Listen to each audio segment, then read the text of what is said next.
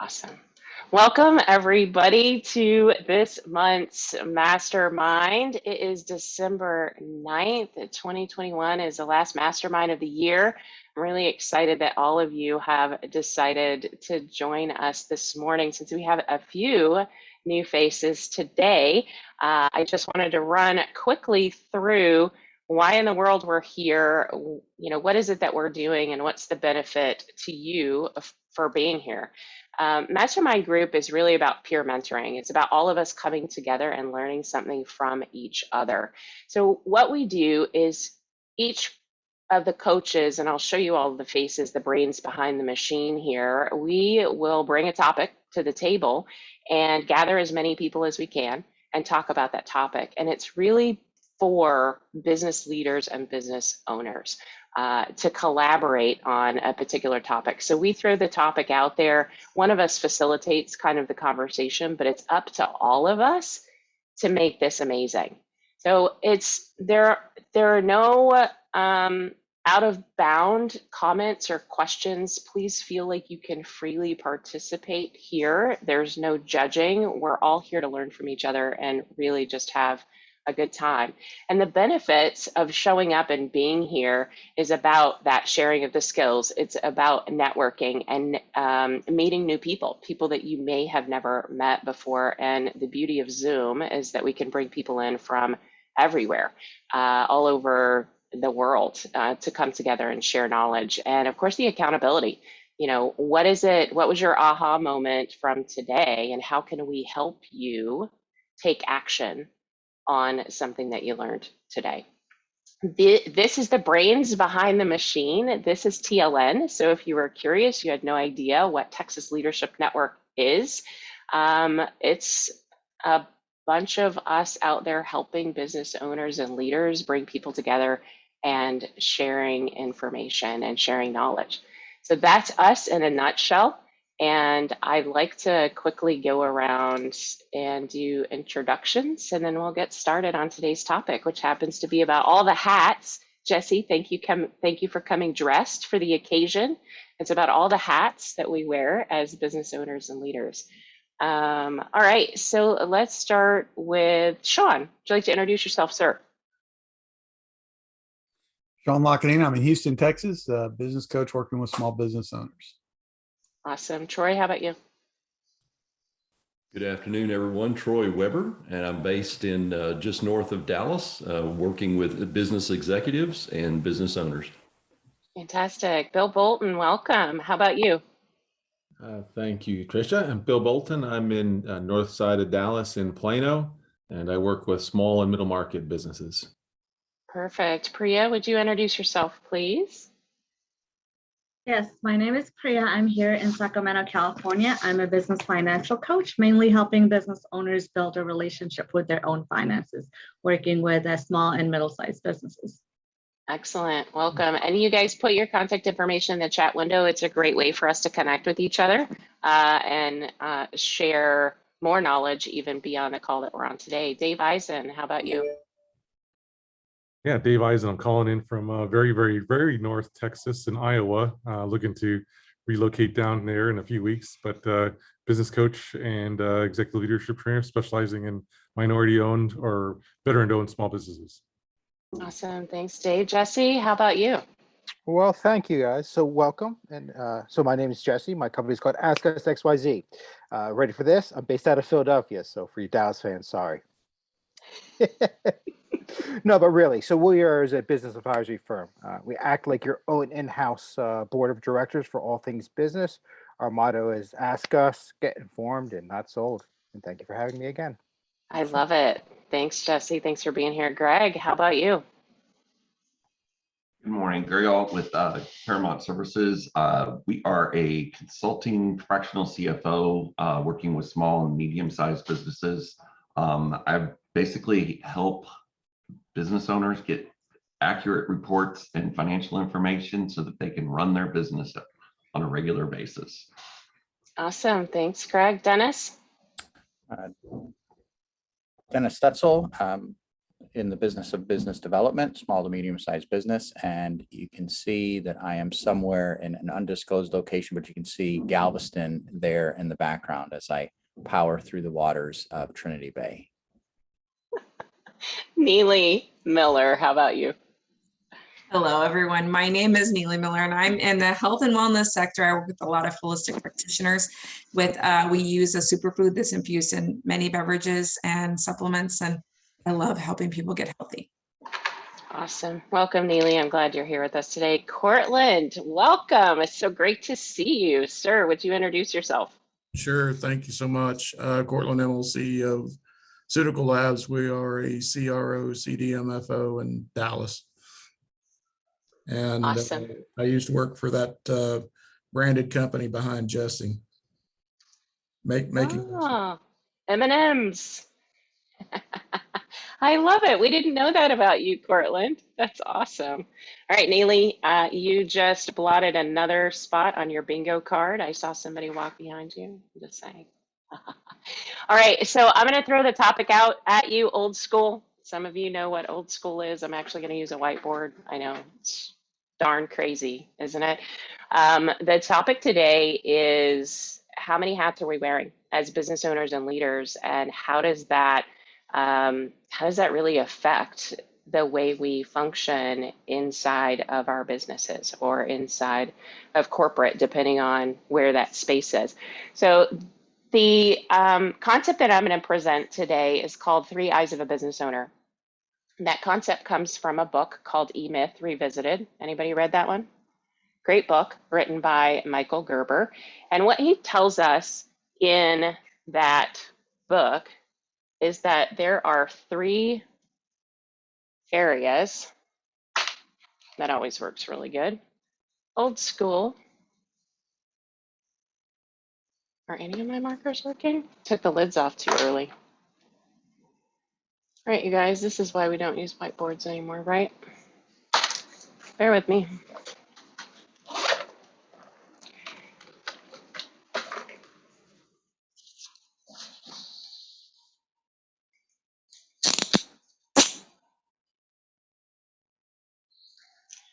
There are 3 areas. 3 areas that we spend most of our time in as business owners and leaders. And that first area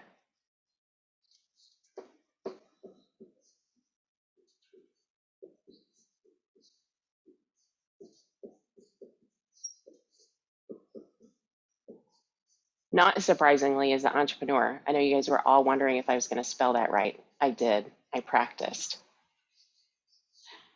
The second area that we spend time in as a business owner or leader is being the manager. And can anybody guess what that third area is?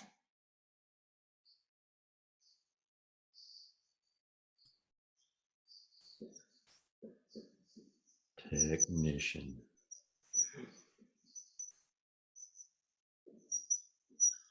Technician.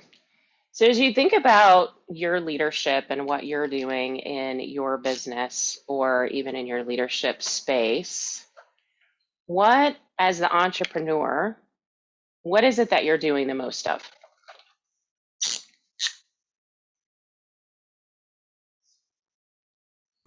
Does marketing fall under that? Finding ways to share what I do? It can be, Neely, and it really depends on your business. And as the entrepreneur, do you feel like you're providing the vision? Is it looking out a year, 2 years, 3 years, right? So this is an eyeball. I know you can't really tell because I'm not an artist. But our entrepreneurs should be, and in most cases are looking forward, right? And really being the visionary of the business.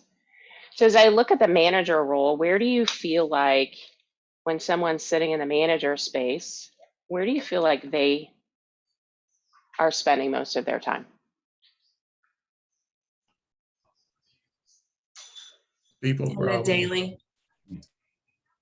Yeah, do you feel like most of the time as a manager, you're looking at reports, you're looking at things that have already happened and trying to use that data, right, and likely with your people. So most of the time, our managers are looking in the past. What about our technicians? Looking at today. Yeah. This eyeball you probably recognize as being bloodshot.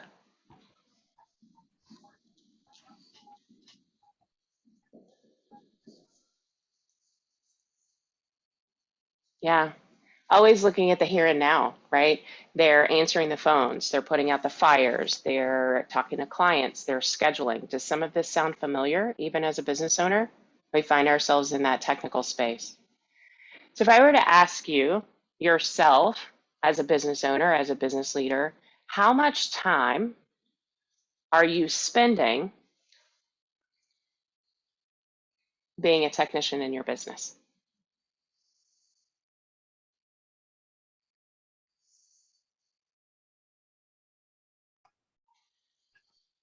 Probably I'm the half the queen of time.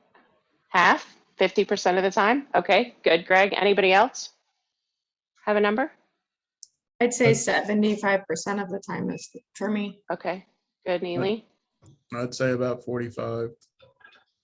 Okay. We find most of the people that we're working with, most of the business owners that we're working with are spending probably 75 to 80% of their time in the technician role and may not realize it because they're not tracking those daily activities, right? And that's why this exercise is so important. So let's go with the number. We'll just pick 75 because I'm in charge of the whiteboard. How much time are you spending as a manager in your business? 45. Okay, all right, Cortland, absolutely. And it really depends on your business, right? And the way that you have it set up. So Cortland spends 45. Anybody else? 5%, but there's only 4 of us. Okay, tell me the number again, Greg? Oh, 5%. 5%, okay. Anybody else? Yeah, maybe 10%, a very low percentage. Yeah, okay, good. So I'm gonna pick 10% because again, I'm in charge of the whiteboard. So what does that leave as the entrepreneur? I know we have a lot of math whizzes here. Carry the one. 15. Carry the one. All right, so if 85% of our time is spent as a technician and a manager, how much time are we spending as an entrepreneur? Oh, 15. Oh, okay. I know you're not a math whiz. You use your calculator? Yeah.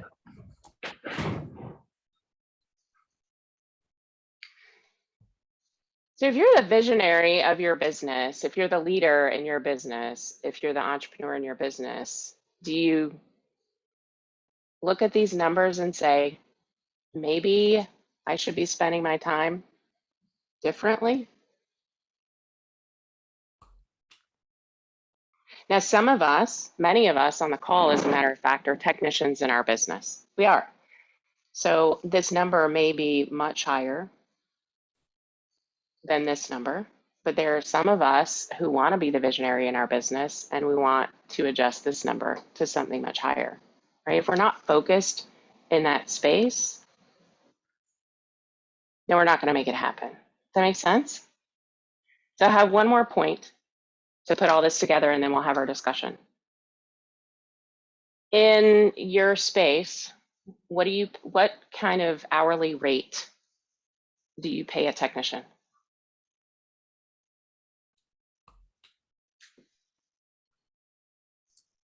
$250. As minimum as minimum wage can pay. Okay. I may have a number, 15 bucks an hour. That sound good? 25. 25? Okay, 25 an hour. I like it, Greg. We'll go with it. Expect to see that. Greg, I thought you were in accounting. I thought you guys made at least 500 an hour. That goes up here. That's a Cortland, different your line head. item, Cortland. I love it. That's awesome. All right, so we're paying our technicians $15 an hour. What are we paying our managers?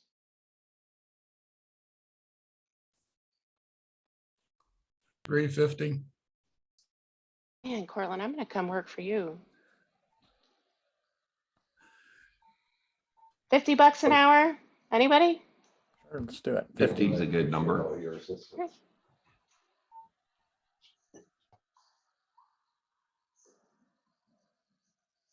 What about the entrepreneur? 50 to And 750. I love it, Cortland. That's great.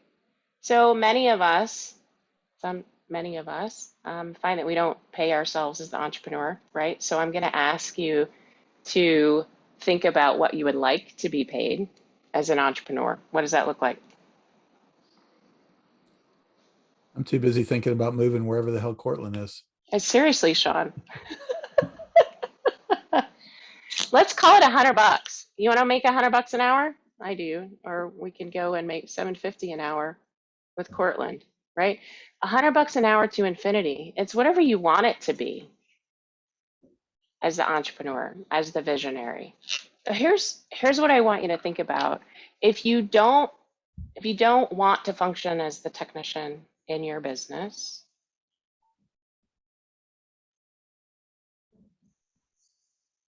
can you think about the $25 an hour that you'd be paying yourself versus this? So here's the harder question. Are you willing to pay technicians in your business $100 an hour?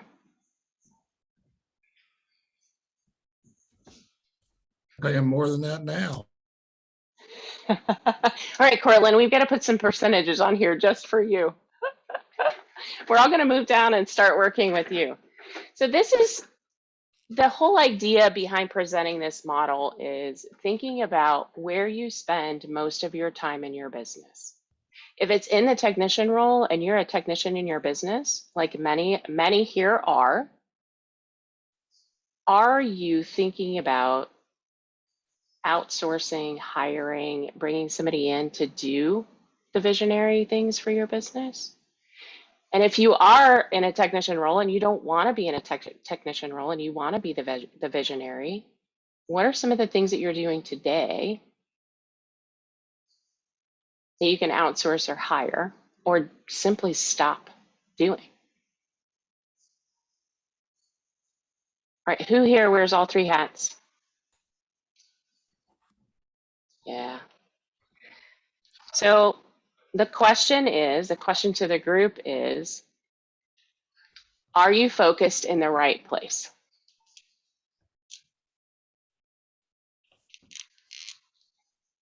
Anybody can start. I am the queen of awkward silence. Well, it's interesting. I had a conversation with a prospective client yesterday, and we were talking about, it's a relative startup. They're having tremendous growth. And one of the questions I was asked is, how do I know when to hire X, right? And I immediately thought of this, and it's a great analogy for that. You know, when you can't afford to pay $100 an hour for a technician, you hire the technician and allow yourself to do the other roles. And I think it's a great concept to think and to keep in mind as someone scales and grows and looks at those other positions. And even in larger businesses where they have all those other roles, how many times do executives or senior managers drop down into the other roles just because it's easier than communicating otherwise? I think that's something else that has to be considered and thought about. Yeah, absolutely. Who else wants to weigh in?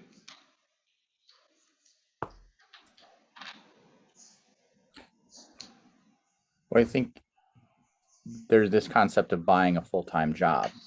Right? So we go and we open a business, or we buy a business, or we purchase our way into a franchise, and with the expectation that we're gonna grow it, we're gonna lead it, we're gonna expand it. I'm gonna go from one Subway storefront to 5, 6, 7, and the financial models that were presented say that all these, I'm capable of doing all these things because other people have seen that level of success. But those are the people who are the entrepreneurs. They adopt the entrepreneur mindset, right?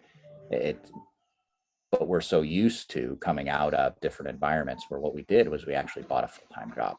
We purchased a full-time job that doesn't relent, right? We've purchased a full-time job that the sign that flips from closed to open at 6 a.m. is our responsibility. The sign that goes from open to closed at 10 p.m. is my responsibility, along with the documentation, along with the paperwork, along with the schedules, along with the ordering. And that's a tough mindset to break as the technician, because you feel like the world will, the subway storefront will come crashing down at your feet if you don't release that control. And so it really is, it's all about, and we talked about this last month, about who you are being. There's a time and a place for you to flip that sign from open to closed or from closed to open. But just keep in mind that while you're doing that, while you're accepting that responsibility, what you have done is you have assigned yourself or bought into a full-time job as opposed to a business owner. And that's a big shift, and it's tough, I think, academically, and tough just mentally to pivot from some of those, because there's a huge responsibility and a huge burden that comes along with being, a business owner, a business leader. But when we looking at it financially, I think, would I pay someone $100 an hour to flip the sign from closed to open? Not academically, but I'm doing that, right? I'm doing court and race, right? I'm essentially, by proxy, I'm paying somebody $100 an hour to change trash can liners. I'm paying someone $100 an hour to fill out the schedule. And I see you waving, Cortland. Yeah. And, that's ultimately, consciously walking our way through this and thinking through it. Who am I being? What hat am I wearing? It is really important. And you can't avoid it every day. There are necessities, there's needs, but coming down from, changing that eyeball from that bloodshot one and having the clear vision for the future, I think is really, really key for any one of us. Well, it's actually even worse than that. If you think about it, yeah, you're paying that role because that's yours, but you're also, it's double that, because what you could be doing to earn what you actually do, you're losing. So it's not really the 100, it's 200, right? Or whatever that role is.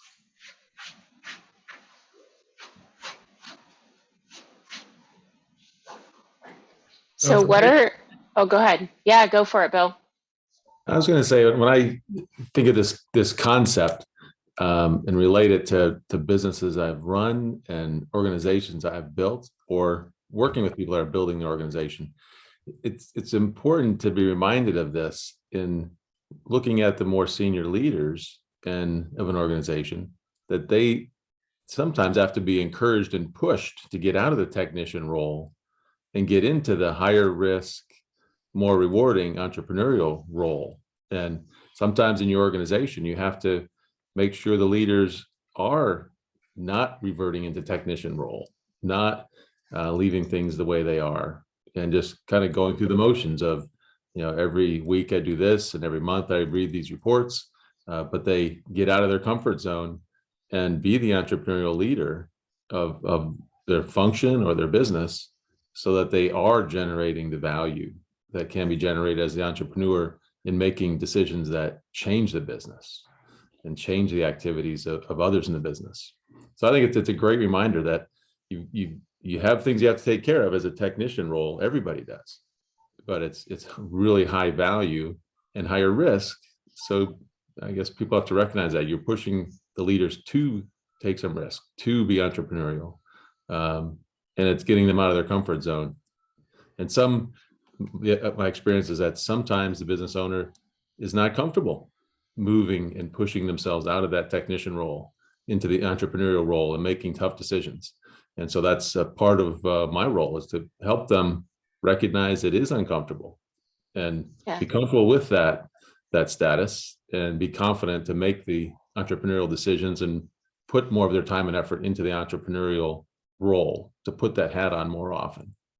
Yeah, Absolutely, Bill. And for those of you who haven't read E-Myth Revisited, it's an excellent book. And the short of it is somebody loves to make pies.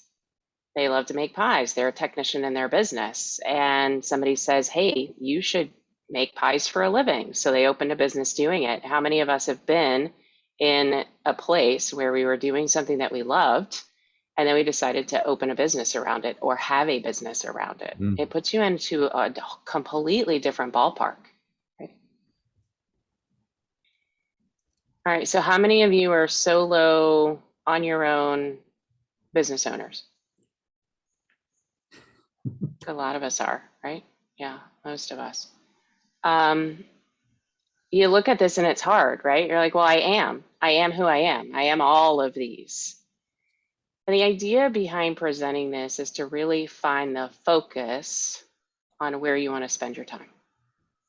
What do you want to pay yourself? Where do you want to spend your time? Do you want to spend your time as the entrepreneur? Then it's time to make a change. Do you want to be the technician in your business and bake all the pies, but yet grow your business and have a visionary? You've got to make a change.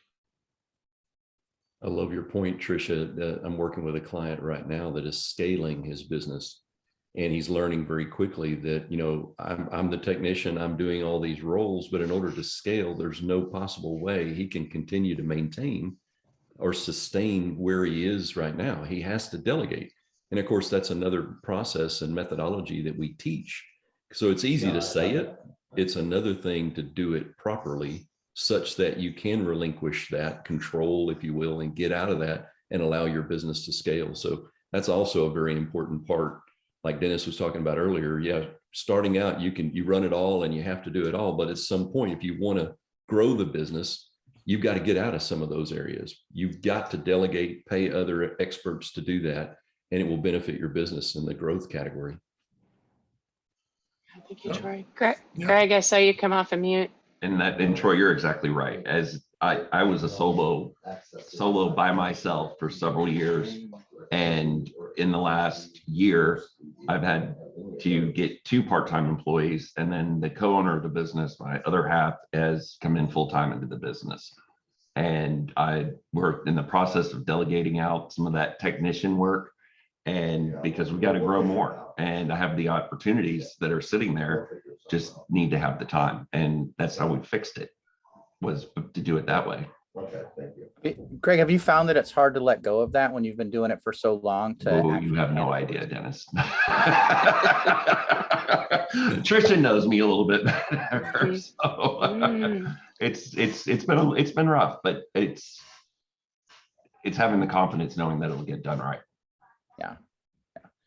But is it okay if I share a quick story about a conversation that was same, very, very, same scenario, right? As long as it's not about me.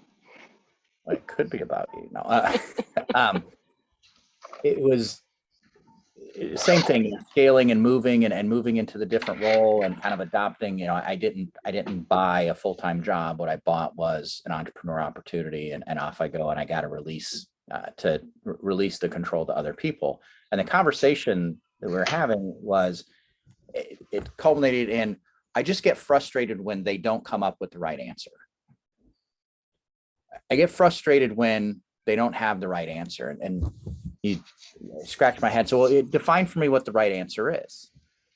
And he says, well, the right answer. I was like, well, define that. What is the right answer?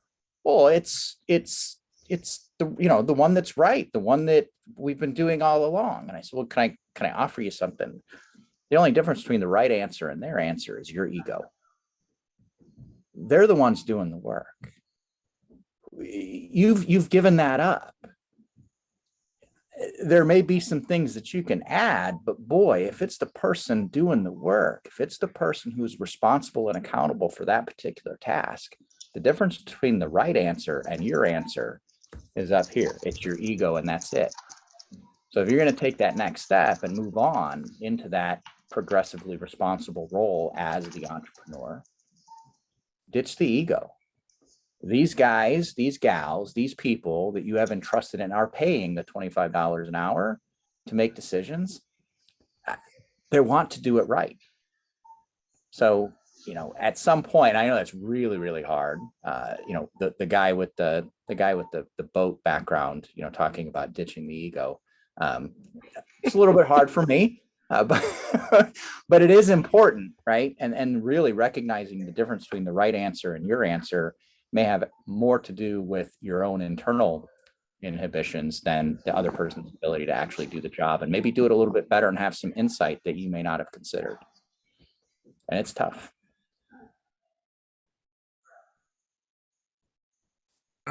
For me, one of the issues that I'm having is expanding the business and developing new companies to expand the business. So I move up in a, in a part of the company where I take on the entrepreneurial role and I basically release it. And then I start again at the technician level because of the fact that I'm now building another part of the business. And that is the fact that I want to experiment on seeing what will transpire from that side of the business. And that's part of the thing that I like about Michael Gerber is the fact that he shows you this pattern that you go from technician to manager to entrepreneur. And I don't know how to do that differently because the fact that it's like you always start off at a technician whenever you're expanding the business, because you've got to wade in the waters a little bit to see if this is going to be something that will take off. Even though you've got competitors out there that are doing it and your customers are coming to you saying, can you also do this? And you're sitting there going, okay, yeah, we can do that too. I can add that to the repertoire. Well, who do you have going to do that, Cortland? I don't know yet. I guess it's going to fall on me. So that's been my struggle is how to scale up, bring on the right people to do that without me going back to that technician level. And especially as we continue to grow the business, because the one that is looking at myself in the mirror every morning is the only one I got that I know that can do that job until I can train somebody else to do that. I think to some extent you can make the argument that you're actually in the entrepreneurial phase at that. You're still looking vision and you're creating systems and processes that don't exist. You're really forward thinking and moving the ball forward, trying to fill that role. It's not, as Dennis said, you're not there flipping the sign that anybody could do or sweeping the floor.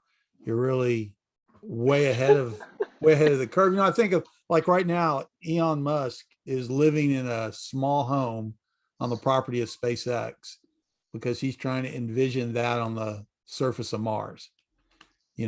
Is that a technician role? I mean, yeah, I guess you could get anybody to kind of go through those motions, but he wanted to see firsthand because he's going to be spilling out that vision. I think you're doing much the same thing in that role, if I understand it correctly. So, Cortland, I understand your pain. I think you're on track, as what Trisha was saying about the three. The benefits of that is that when you want to maintain a business is focusing on one of the three. But what you're trying to do is that sometimes the best thing is to be able to step back and look at those three again, relearn the business that you once had or grew, because you have to relearn it again because you want to scale it. So many times we've had conversations with very high level CEOs of very large companies, and their job role is no longer what they used to know or did. They're stockholders, they're figuring the boards, dealing with politics, and they don't even know who's in that company. So when clients come to them and say, hey, can you do this? Yes, obviously they're going to say yes. But like you said, then they're like, well, okay, who do we have this? Because they don't know their company as much anymore because they haven't done those three seats in a long time. They're just sitting in one seat all the time. And so, we give them, funny enough, homework or reconnecting with folks that we talk to within that company and say, hey, have you spoken with this person? To learn a new role or retouch yourself with the company that you've grown because you have resources there. And it is about the awareness of where are you? Dennis talked about who are you being, which was last month's topic. And it's where are you now and being aware of the role that you're playing, right? I'm, none of us would stand up here and tell you that everyone needs to play the entrepreneurial role in the end, right? Because that may not ever be the case even in your business, right? And the industry that you're in. It's really more about being aware of the position that you're playing, or who are you being today? What role are you in? And is the focus in the right place? Listen, guys, if you have time management problems, you have prioritization problems, right? I mean, then you need to be aware of where you're at and what role you're playing today. I'm just putting this out there to the TLN coaches. I see a presentation in January on the life cycle of a business. I'm just saying. I just see it. Can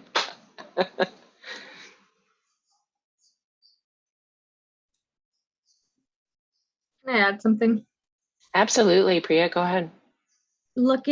I agree with Jesse, what he was saying, that it's important to sometimes, when you're scaling and you're getting big and looking at yourself where you really fit in.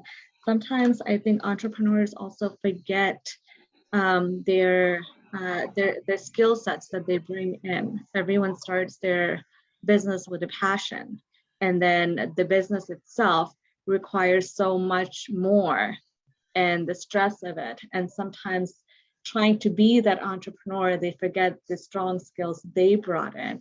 So sometimes aligning yourself with the category that you are going to be best in, and then getting someone else that can give you that. Like, for someone who who's not really a visionary, they like the technician role, they like the control, they are good at that. Then having a coach who can help them, who can coach them, being that visionary, like, okay, well, this is the big picture, this is the growth part you want to look at. That may be another thing, like, you're not really outsourcing it, but you're allowing someone to really show you the other side of it. Yeah, absolutely. Great I point. love that point. And the profession, one of the professions I think that struggles with that the most, or that I've seen, are doctors. Doctors, they want, their passion is helping people. Their passion is seeing patients, and they open up their own private practice so that all they have to do is focus on the private practice. They just want to see patients and do good. They don't want to be subject to, someone else's policies, procedures, arrival times, schedules. But then what they find is, oh my gosh, I'm not able to see patients anymore because I'm filling the entrepreneur and the manager role. And that's not what they want. But in order to achieve the time to lifestyle is so much longer and so much harder if they're faking their way into and saying, well, gosh, I have to be the entrepreneur today. So I think the point of the exercise is, if it's not you, that's okay. If your passion is to help as many patients on your terms and you are the owner, then just go find somebody who's going to be that entrepreneur. Find somebody who's going to have that passion to represent your business and feed you as many clients as you want while doing the scheduling, while scaling it. You don't have to play all those roles, but someone does. Every successful business has to have those roles fulfilled. So doctors, other, it's kind of solopreneur professions struggle with it, but I think doctors is kind of the best example of what you described, Priya, right? It's, yeah, that's my passion. Maybe I don't have a passion for going out and being the evangelist for, new technologies to solve, internal medicine problems. I just want to go do it. That's why I started the business in the first place. So that awareness, I think, is really key. That's a great point. And I'll share a story. So my first business, I've owned my first business for 14 years, and I was a dog walker. I owned a dog walking and pet sitting business, and I was the dog walker. I was the scheduler. I was the manager. I was you name it, I was doing it. And releasing that control for me was scary. I had no idea who could ever be me. I wanted them to be just like me. I'm going to hire this person. I don't know how I'm going to pay him because, well, I'm not making enough money to pay somebody to do what I'm doing so I can go do something else. Does any of this sound familiar to anyone? Like when you're in business, you get in this gerbil wheel of, I think I need to hire somebody, but I'm not sure how I'm going to hire them because I'm doing all the work and I can't make enough money to hire somebody because I can only do so much work, right? And I was in that space and I was afraid to bring people in. It was scary. So for the first 18 months of my business, I did everything until I ran myself into the ground. And I was like, okay, well, maybe I'll hire a pet sitter. And then I hired another and I hired another. So I was able to relinquish the pet sitting part of it. And then I hired somebody to answer my phones. That was tough. I hired somebody to answer my phones. And then I hired a general manager. And then I started coaching that general manager.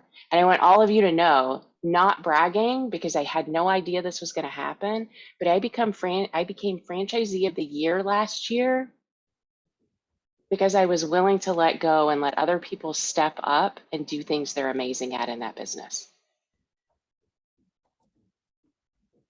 It's hard. It's very hard. But if you have the right people in your corner, to Priya's point, if you surround yourself with the right people, if you bring in the right people, if you have a coach or an accountability partner or someone who's helping you with the business, all of those things are key to success. May seem hard to get there, but that's why we do this, right? That's why we bring great minds together so that we can all, talk about what could we do. I talked to a group of solopreneurs not too long ago, and they're like, all of them, well, I can't afford somebody to answer my phones. Well, there's 5 of you here. Can you split it 5 ways and have one person answer your phones for all 5 businesses? Gosh, I never thought of that. It's about bringing people together to share, right? Neely, you've been quiet. Anything to add? I'm just kind of digesting what they're saying because I love what I do, but I have to teach others how to do what I do as well. So the entrepreneurial side for me is probably, I feel like, more challenging because I do get technical and it's like, that's the fun part for me. So I have to relinquish that. Sometimes, and to Priya's point, you don't always have to. Right? Dennis talked about it as well. If you want to be the technician in your business, just know where you are. Yeah. Right? And where your focus is. Good. Thank you for weighing in.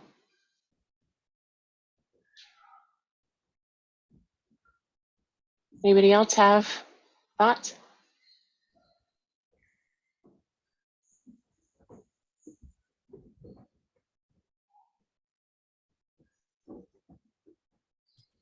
We're all going to work for Cortland. That's all I know. Yeah, exactly. Yeah, it kind of sounds Absolutely. tempting, huh?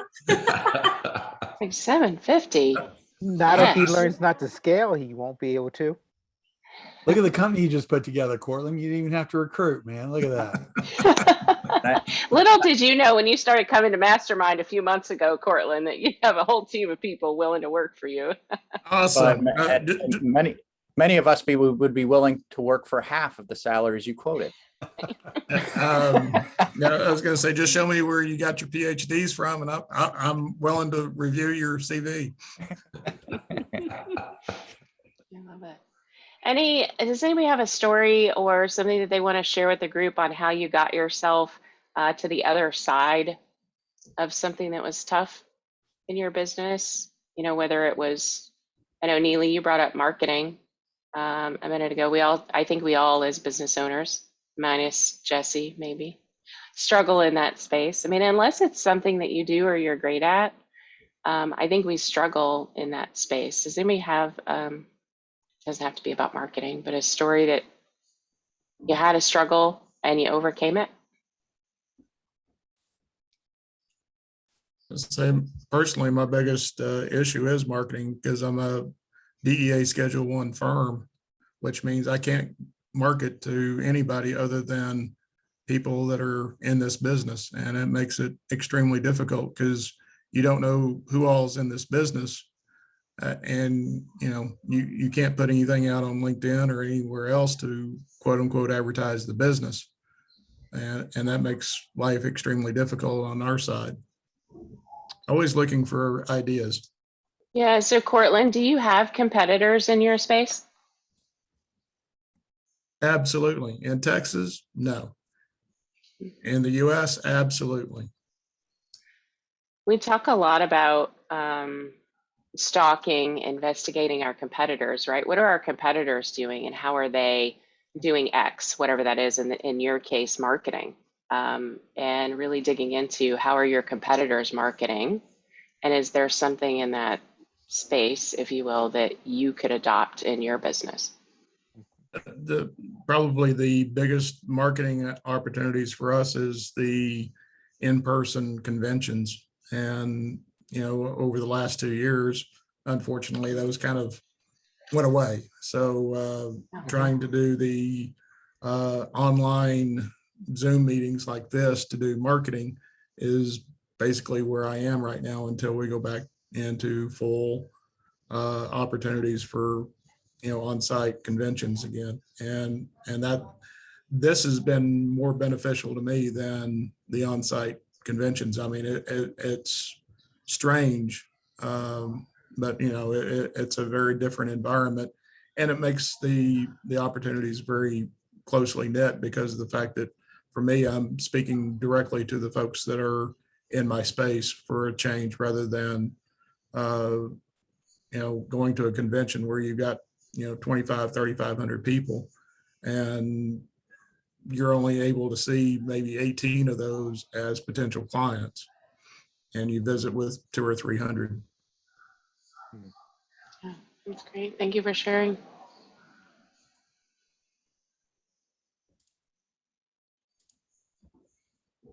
Hi, Bill.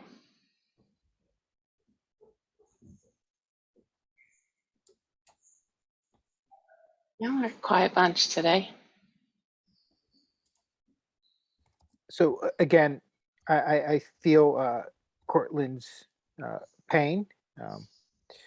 Different story, but along that line is that one of our struggles wearing many hats as we were transitioning and still are moving away from corporate world and wanting to take that and engage everyday business, small, medium-sized business. And we never built up LinkedIn because our clients don't use LinkedIn.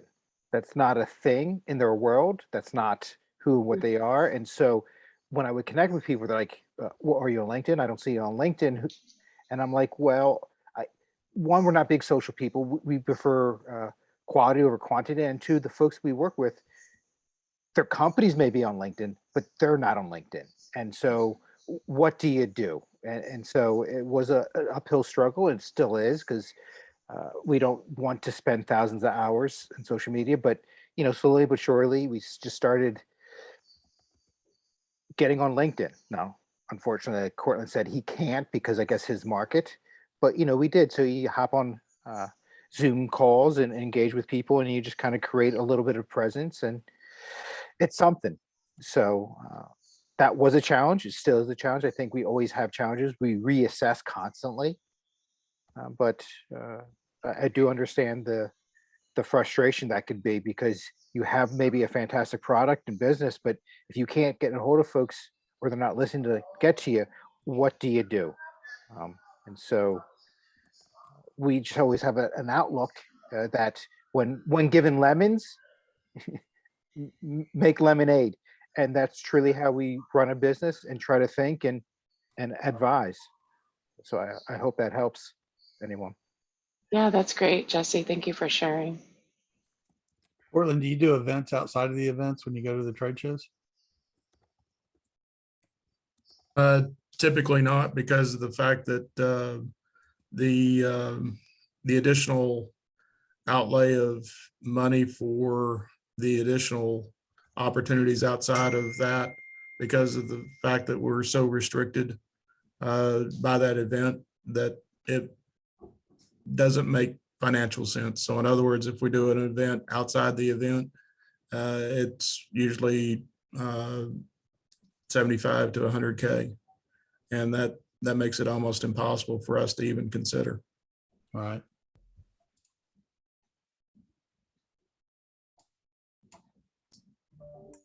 All right. Sorry. Go ahead, Neely. Well, I think that today during our BNI meeting, it was something hit me because it's this being comfortable versus uncomfortable. And in business, you have to always be uncomfortable, like figure out ways to be uncomfortable. And your question, like, I mean, like listening to everyone share and all of the things that I've had to kind of do to do my business, like standing up in front of a room and speaking to groups, like I had to face fears that way. Doing videos on Facebook, I hate them with a passion, yet I do them because I have to, you know, but speaking in ways where I'm like, I never saw myself as a business owner. So I've kind of had to like accomplish all these mindsets, like where I'm changing my mind about things that I do in ways that I have to figure out how to like it when I don't like it. You know, so it's like I have to tell myself differently. Like, oh no, it's good. Like there's a good thing to this. Like it's okay. And just changing that language, right, Neely? Because we were talking about the law of abundance or the law of attraction this morning, and you know, if you live in that space and that mindset space, things will come to you, whether you're a woo-woo person or not, right? The things we think about and practice the most become our reality, and part of that is, you know, thinking about who are you being? Who do you want to be, right? And how are you going to get there? And I think those are important things when we talk about, you know, do we want to be the visionary in our business? What mindset do you have? If your mindset is, I'll never be able to hire somebody in my business to do exactly what I do, and they'll never be great at it, then that's exactly what's going to happen, right? Exactly. You know, I was thinking also, Tricia, that just listening to Cortland and Neely this morning, their willingness to adapt, I mean, change their environment. And Neely was talking about the mindset, how she adapted change. She's doing things she's uncomfortable with. Cortland's moving into a whole nother area, stepping into that technician role and wading in the waters of, you know, some new area in his business. To me, that's awesome entrepreneurial mindset, being able to adapt and being willing to, and stepping into it and going into that space. So that was very encouraging to hear as well. Appreciate y'all sharing. Thanks. All right, we've got 3 minutes left. Does anybody have an aha or an activity action as you walk away from our mastermind today? I was thinking about what was said earlier about the having difficulty letting go to let someone else take ownership, and I think that what I've discovered is that is the crux of it, because as long as you're reaching out to pull it back, they're not going to hold on to it tightly. If you can get to the point of allowing them to take ownership, they will, because inherently people want to do a good job. Not only do they want to impress you because you're their way to a better place, but they want to do better for themselves generally. So if you give them the impression that you don't trust them enough to take ownership, then they won't take ownership. They won't believe in themselves enough if they feel that you don't believe in them enough, even though it's really hard to let go of those things.